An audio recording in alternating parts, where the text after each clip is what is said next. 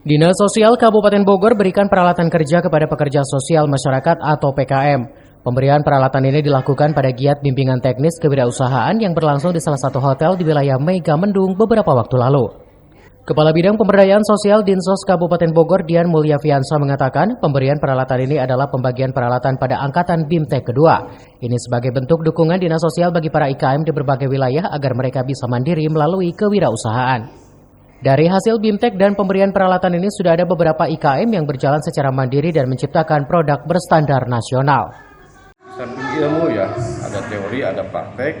Mereka juga kita berikan peralatan kerja seperti mixer, blender, oven dan sebagainya sebagai modal dasar ketika dia akan memulai usaha di bidang pastry ya, bidang kue. Nah, mudah-mudahan kita juga akan memberikan bekal berupa bahan lah, walaupun tidak optimal, tapi minimal ketika dia pulang ke wilayahnya masing-masing, dia bisa mempraktekkan hasilnya di sini.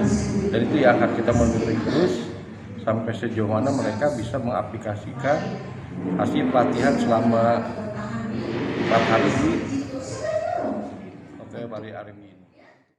Dari Megamendung, Cevi Suryadi melaporkan.